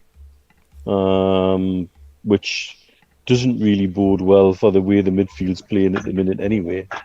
He'd be in that no man's land, hopelessly chasing the ball he's poorly controlled with his chest and put 2 yards in front of him, And we know what managing footballers is like. It's like a school trip. You know, you've got to check that they've got their lunch and they've got their raincoat, and that they haven't left something on the bus when they get off. And you know, it really is like that. You talk to my good mate out here, John Gard, who runs Le Petit Bells, which is where we get the Geordies into. Now it's back open. And John's a big Everton fan, so he's looking forward to the game tomorrow. But he used to work for Liverpool, and the job him and his dad were very well known for a time at Liverpool for doing was running around looking after the players. You know, and some of the stories he has from, you know, even 20 years ago, you know, getting players to sign checks to make sure that the electric wasn't going to get cut off, and you know, some of the daft little things that he had to put up with, and you know, going in to see a player who'd set fire to his living room carpet because he decided to have a barbecue inside rather than outside because it was raining. You know, all these kind of things. This is what managing professional footballers is like. You know, it's talked to my mate who's one of the coaches at West Ham, and he describes it as like a big school trip every day, trying to organise them and trying to keep them in line. So is it any wonder that they'll trip up and make mistakes over putting something on social media about getting a haircut because somebody hasn't got a mask on or something like that, which is, yeah, it's wrong. You know, that's the. I think players do forget sometimes their duty, whether they want it or not, to be role models in one way, shape, form or another. People are always watching, even more so now. They kind of get away with nothing now because there's cameras everywhere, there's camera phones everywhere. Look at St. Maximin was back in the country 6 hours and there's a picture of her in Sainsbury's, you know. That kind of thing. And I think at this moment in time, in the current situation with COVID and the way the world is, they've got to be increasingly aware. And the club, to be fair, probably spend half their time banging their heads against the wall when they see some of the things that they're doing. Yeah. It must be incredibly hard to look after them. It really must. But you know, is this finally the excuse? That would be ironic if this is the excuse that they need to sort of like give him a proper kick up the arse, is that he's put a stupid picture on of him having his hair cut without a mask on or something like that. You know, but also very typical of modern footballers.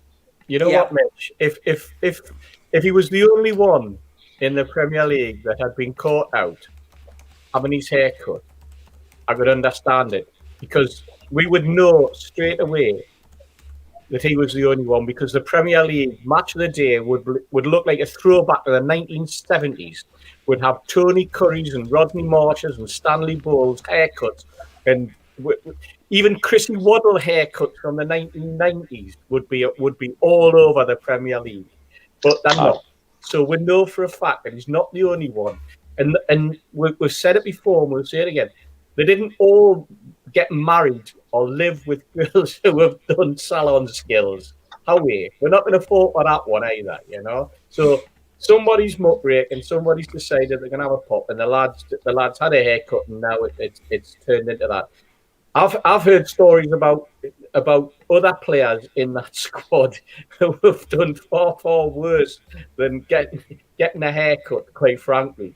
In terms of he's been stupid though, by the sounds of it. He's put it on social media, and you reap what you sow when you do that. Unfortunately, with regards to that, when you're in the public eye and you're not supposed to be doing it. And he's got form for it as well. Remember when he decided to get his hair dyed red before we played Liverpool? You know, that was just stupid. Yeah, stupid. It was. Coming up to half an hour to go on the show. Got a few more questions I want to get through and a few more photographs, of course. Will King 1962 says, this is the only person I want to see at St James's Park with glasses on. Yes, which is fair.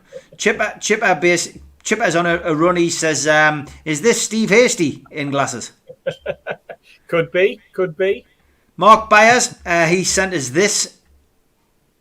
Steve Bruce there, of course. And a cabbage with glasses on. Thanks to Steve. Steve Bennett says, does Steve Hasty play snooker? He doesn't, no. No, looking very fetching in those glasses there, Steve. If that was you down at the walls, the Q-Tech Snooker Club. Down the Q-Tech. And talking of Q-Tech, you knew we would come up with something because he's always quite quick. There you go, Steve. Your new logo with a lovely pair of heart glasses on. Yeah, exactly. I'll tell you what, Steve. When you talking about snooker or pool, we'll keep that one for when we eventually get back to doing our nostalgia programs, and I'll tell you the story about the time I went to QPR and ended up playing snooker with a bunch of lads, where the snooker cue came in very, very handy. I can tell you that.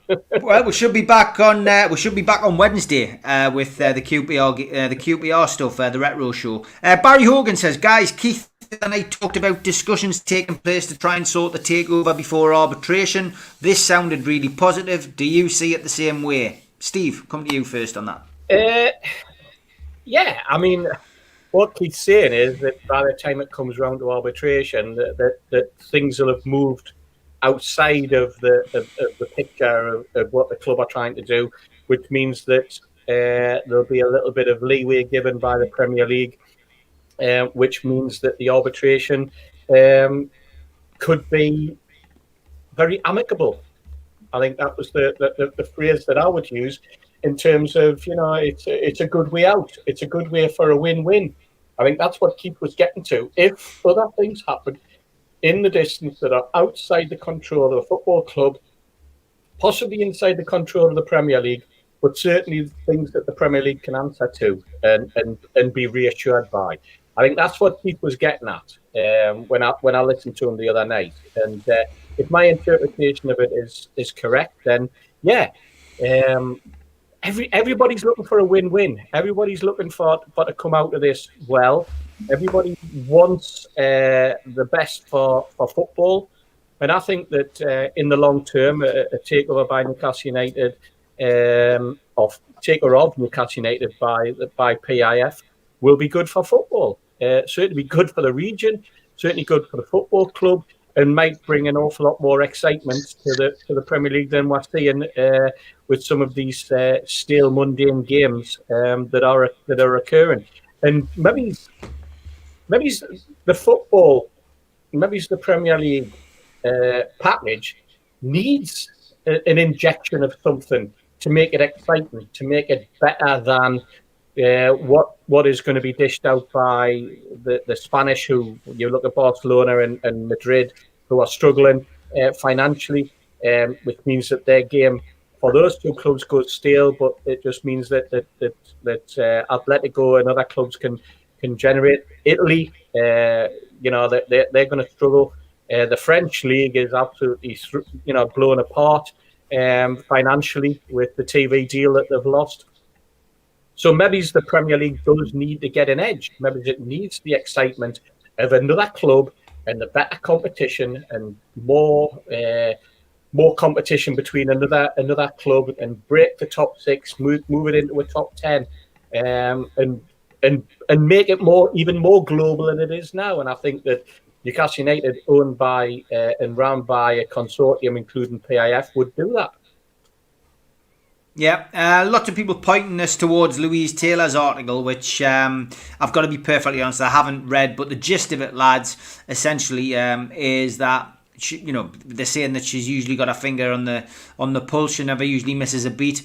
She's reiterated that at the end of February, she would expect that arbitration would be completed, and she is also suggesting that Rafa Benitez will be back at Newcastle United as the manager. So most of these, what you would classify as your A-list journalists are more or less saying the same thing. We talked about George Colkin the other night, in his Athletic article, essentially saying that he still felt that even a takeover might go through if Newcastle were relegated. So it's a lot of the A-list are certainly coming out with a similar tale, shall we say.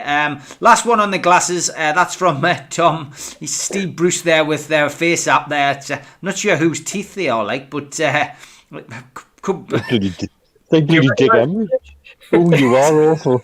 It is like Dick Emery. That is awful. I'll not sleep after seeing that. Anyway, it's time for our next regular section. Slightly late, but here we go.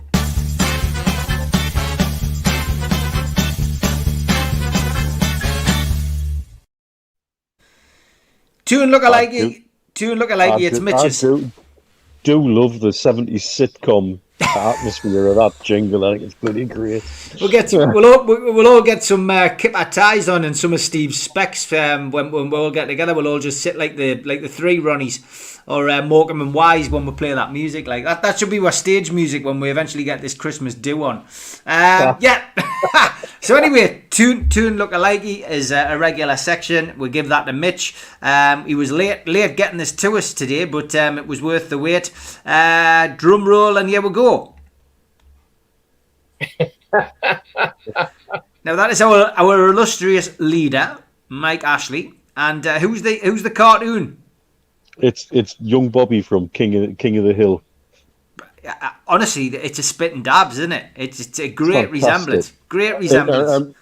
Like Steve saying about him being sent tweets, I've been being sent lookalikes all week. I don't have to do any work at all.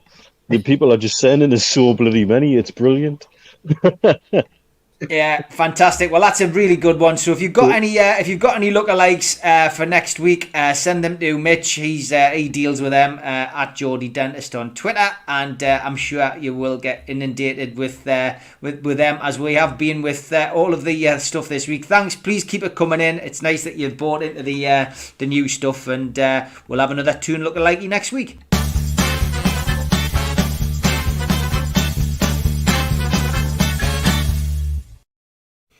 Fantastic, great stuff. Before we look ahead to this weekend's game, well, I say look ahead. Look ahead with anticipation and excitement and joy. I have stuck a poll up this week, and quick poll for the takeover, and this was interesting. Do you think it's over? 34% did. Is it still ongoing? 42% felt it was still ongoing, and 24% felt they were unsure. 5,673 votes. Interesting to see people's opinion, and I think that probably is about right when you get the comments. I know we have a lot of positivity on this show, whether it's with you guys or whether it's with Liam or Keith or whoever we've had on. But does that surprise you, those results, Mitch? No, not for me, really, mate. I totally understand. I've mentioned it a few times on this show in the last few weeks about takeover fatigue, and some people are just absolutely fed up with it. They don't really want to know. And if somebody wants to think that it is dead in the water and that helps them deal with it and understand it, if they're genuinely in their heart believes it's done and dusted, that's absolutely totally fair game as far as I'm concerned. I think there is a growing swell of people who have just become so fed up with it all, they're quite happy to say, yeah, it's done and dusted and wash their hands off. It's quite a quite understandable position to take. And I think there's a fair chunk of people who, like they say, are unsure. And again, there's so much sort of contradictory information back and forth, and whispers and Chinese whispers that get expanded into things which are sort of half truths. It's really difficult. Then you flip the other side and talk to somebody like Keith, who's working his backside off to do everything he can. So of course he's positive about it because he's at the cutting edge of it all, and is party to things that we're not party to. So I get how that feeling goes. I think it's a shame that some people are still happy to manipulate that, to turn it into something else, and to keep this sort of there's still a degree of animosity bouncing around, which is unnecessary and not needed. But you can see why it's fueled and how it's fueled. It's yes, it's a straw poll. It's a Twitter poll. Twitter is an echo chamber at times where you hear what you want to hear, and people forget that. But it's always a useful sort of like finger in the wind way of seeing where the general feeling the fan base is going. Yeah, I would agree. Steve, what's your take on that? I had to put, before you get that, I had to put my specs on there to read that. Which pair? Did you notice? Just to read that, I presume someone's taken a mickey there when they said that Luke Edwards had suggested that perhaps Jones had come in so that he could be director of football. No, they're not, mate. It's on Twitter. It's an article. He says he's going to be director of football. You know what? I wouldn't allow him to direct the traffic on Strawberry Place when the road's closed. Never mind director of football. Howie,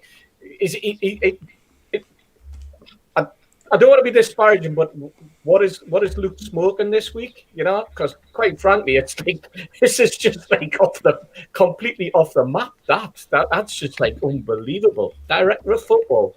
We've talked about directors of football and sporting directors and stuff like that over the last 12, 18 months, Mitch. We know what a director of football is supposed to be about. We also know what a sporting director is supposed to be about. And in both situations, Steve Bruce is not the person that you'd bring in for either of those roles. No. And they're distinctly different roles. Sorry about that. I had to go. That was like a mini rant. That was prompted by somebody else. I agree with Mitch entirely on the poll. It's an excellent way of just gauging where people are, where people's opinion is sitting, or more importantly, where the whole mindset is in terms of I've lost this, I'm still in with it, and I'm not sure where we are. And there's only the three ways you can go. And I understand in all three situations people who are confused, so can't make a decision. People who have decided to just throw it all to the four winds and decide that the takeover's not going to happen. And the people who, like ourselves, in some respects, feel as though that there's still skin in the game. And we know that we're still in the skin in the game scenario, but I understand exactly where people are coming from, you know. Yeah, it's a rhetorical question. I'm just trying to find this online. Luke Edwards' piece, and obviously you've got to subscribe. I'm not subscribing to the Telegraph. I've got no interest in reading that. But could Steve Bruce's future at Newcastle United be as director of football? That's the headline. I'd love to know what the substance of it is.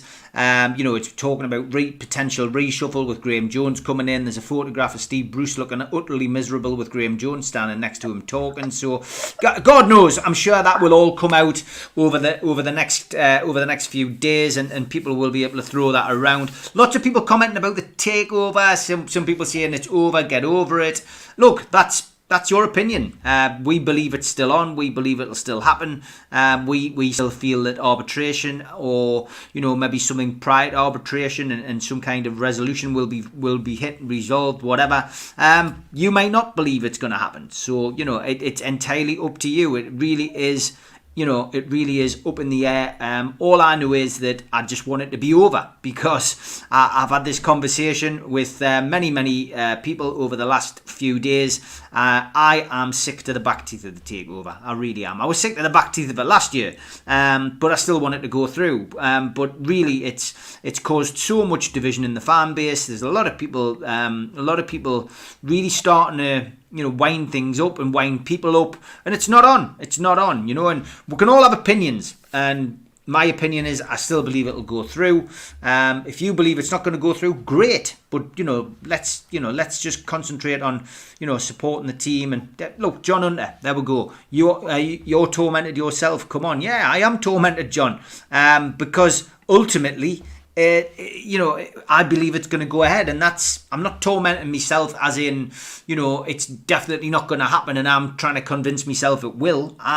I do speak to various people on both sides of the deal, and I do believe that it's going to go ahead. So that's not tormenting myself. That's having a little bit of knowledge, which, gives me the impression that it's going to go ahead. It's as simple as that, really. Let's look ahead to tomorrow's game anyway, lads. And Steve, I think you said it was tomorrow night. It's actually tomorrow afternoon, isn't it? Exactly. I think I had to double check there. But yeah, it's Everton away tomorrow. 12:30 start live on BT Sport. And well, if we're looking for omens, this is the first time we've visited Everton on a Saturday. I did mention this since 2010. And of course, on that occasion, we won 1-0 and Ben Arthur scored. So fingers crossed, Newcastle could essentially have that little bit of luck and get 3 points. Yeah, I know I'm being overly optimistic. Of course, on the downside, if we don't win, this is going into this game without an away Premier League goal. I think the last one was over nearly 400 minutes ago, 500 minutes in all competitions. Honestly, it's just a horrendous run, and the longer these runs go on, the more concerned you're going to get. Anyway, team news. Fernandes remains out, of course, after missing the last 3 games. Kieran Clark and Paul Dummett were training on Thursday. Nothing has been mentioned as to whether they'll be in the squad tomorrow, though. DeAndre Yedlin's work permit still rules him out. Again, something we haven't touched on tonight. We've spoken about that on other shows this week.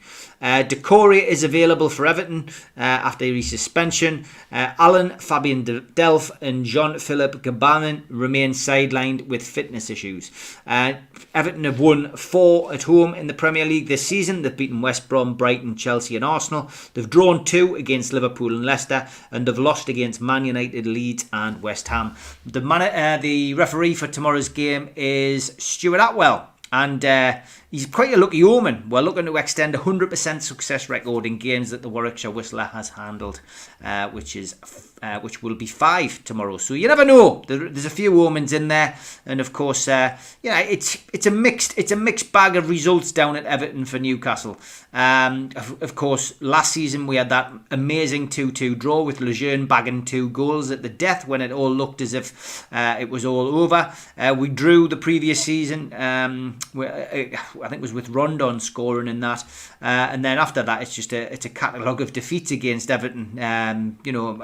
Until you go back to the days of Cabaye and Remy, when Newcastle and Demba Ba as well. So yeah, interesting game. How do we see it going? What formations would you think about playing? Steve, come to you first on that. What are you hoping to see tomorrow? What do you expect to see? Well, I don't expect to see Sean Longstaff, that's for sure. No. Yeah. I don't think Sean Longstaff will have even travelled, to be perfectly honest. We know that Fernandes hasn't travelled. We know that Yedlin hasn't travelled because of the whole situation with his work permit. Dear me, the Sean Longstaff one fascinates me. We've heard all sorts of stuff during the week about that, and if it's true that he hasn't even travelled with a squad, that leaves a massive big question about what's going on at Newcastle, because I genuinely think Sean Longstaff is a great squad player for Newcastle United.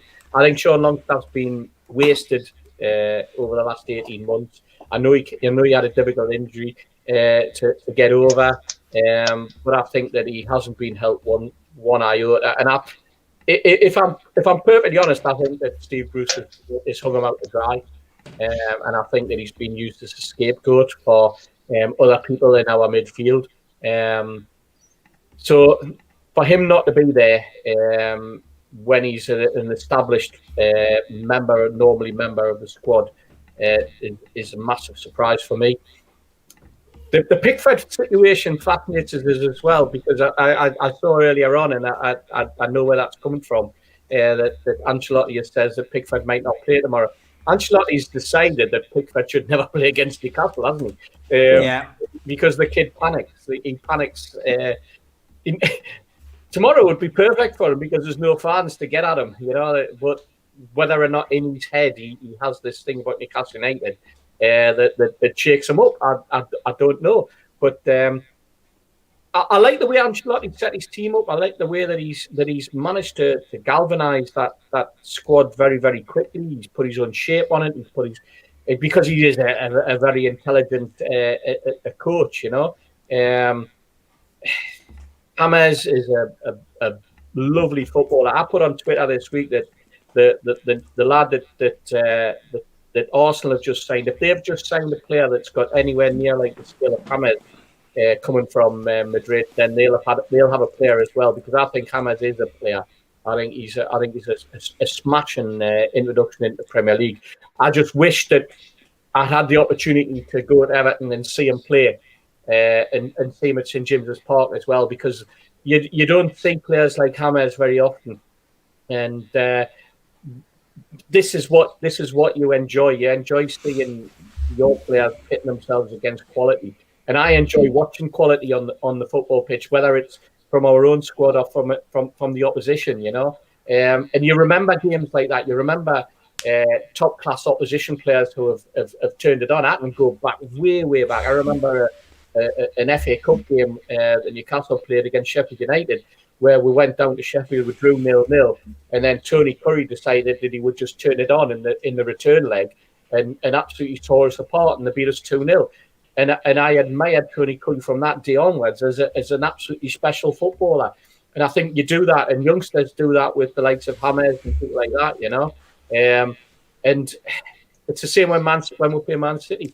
But tomorrow, it's another big game for Newcastle, a big game for Steve Bruce, a big game for the squad.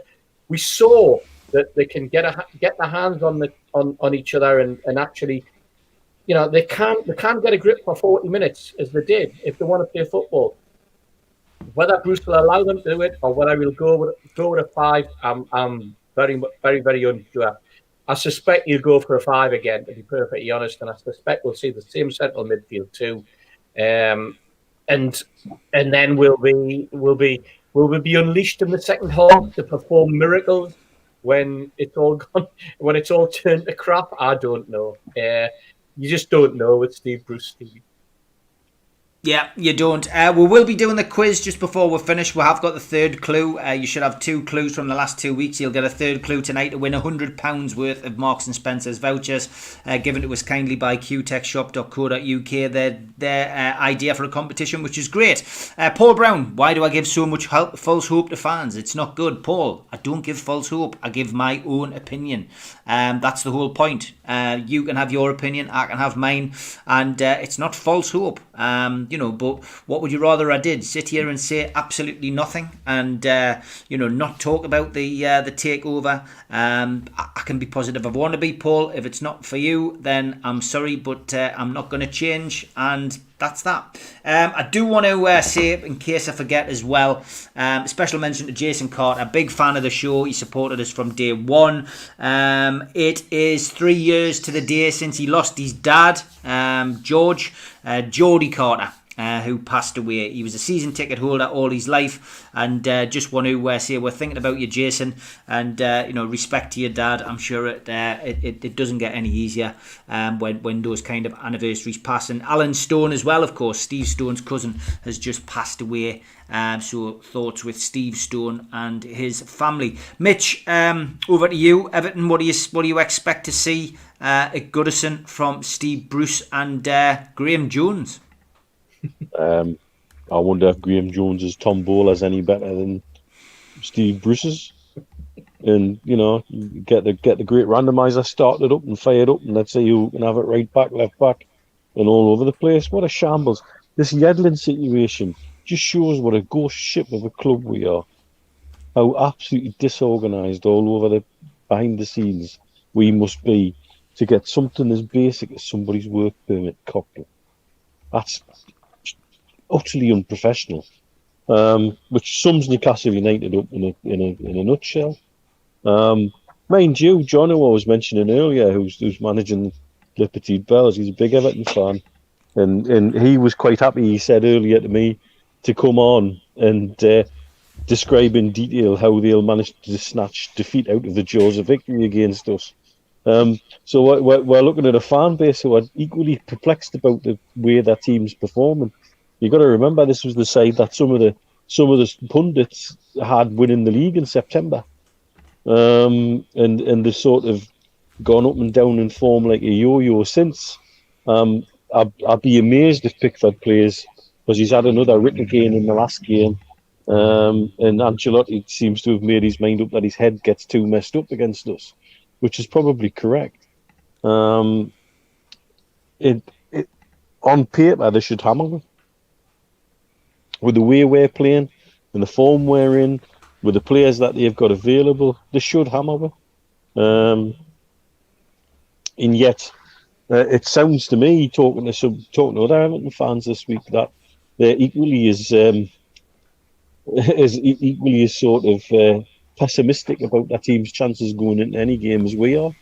So it could be anything from a drab 0-0 to 6-5. You just don't know, I guess. Except it would be optimistic to see us scoring 5 goals in a game. we're going into this grasping at straws in terms of how we're going to get a result. We've got form that doesn't just need turned around, or if it is being turned around, it's got the turning circle of the Titanic, and it's turning around super slowly. Yes, there was little glimmers in 20 minutes against Leeds, but to get anything out of this game, we need so much more than little glimmers. And we need to have a system. We need to have players on the pitch who understand what they're being asked to do. And I don't think at the minute we have that. And I don't see how anybody, even, some sort of football genius, couldn't come in within a week and turn that around, because we look clueless. And we've got players on the pitch who don't know what their jobs, seem to not know what their job is. And that's what's killing with. The Sean Longstaff situation feels like that's been a little bit long time coming from what I've heard here and there. But then for him to be allegedly driven home from Birmingham, it just outrageous, really. It just shows the shambles behind the scenes that we really seem to be. Yeah, just want to finish off obviously with the quiz. Those of you who you haven't took part in it, I think I've still got the clues on here. I have to double check. I have got tonight's clue, which is the most important thing. Anyway, the idea is by QTech. There we go. It's the 3 Amigos big prize giveaway. Win something tasty with Hasty, and we gave a clue out on the 15th, on the 22nd, and tonight we have the third clue.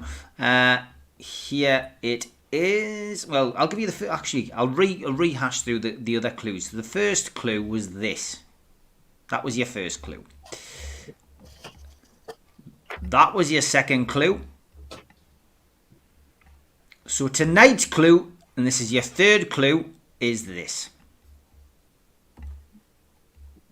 217 appearances and 24 goals. 217 appearances and 24 goals. So that is your third clue on the 3 Amigos big prize giveaway. And you need to use the 3 clues to help answer the question, which will be asked during the show next week. So we're coming to a conclusion next week.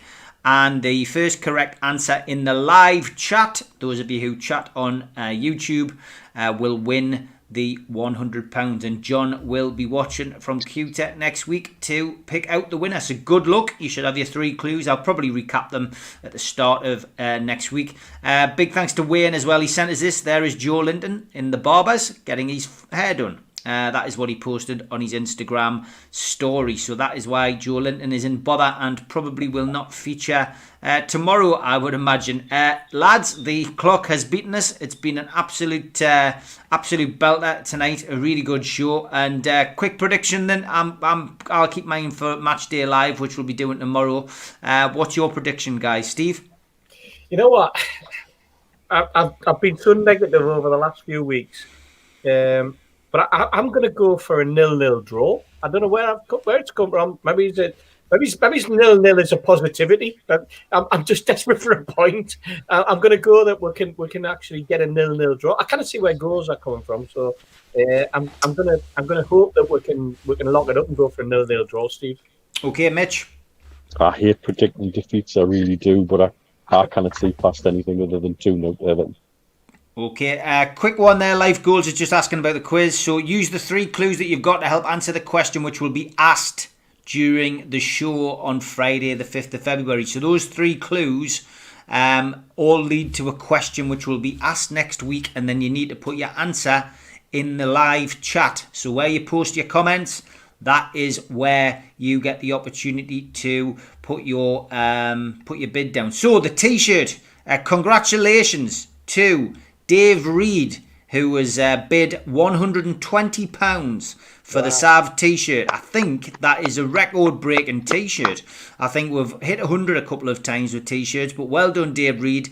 Q-Tech John will get in touch with you on Twitter, and he will point you in the direction of Mr. Steve Hasty to sort the money out for the food bank. So, this week, Mark Byers from America, from Gateshead originally, but lives in America now, has sent this. Now, I wore this on the Northeast Tonight News this week, so you can see on there it's got phone a friend, think before you tweet, and it's got the badge on.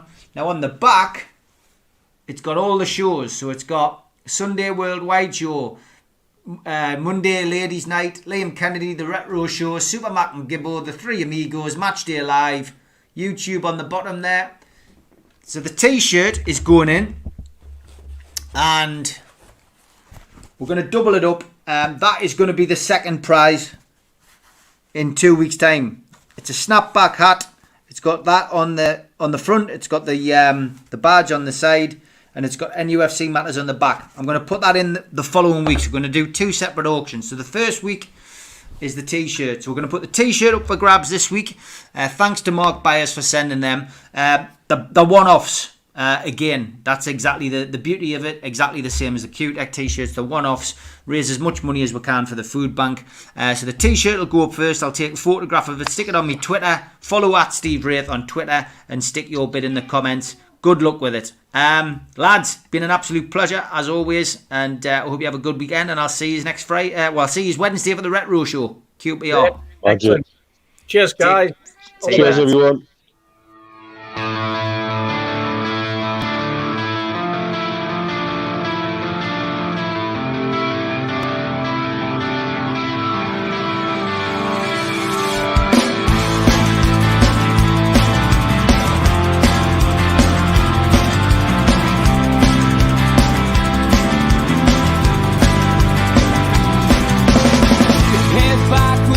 Attack. It feels like I've been talking to myself again.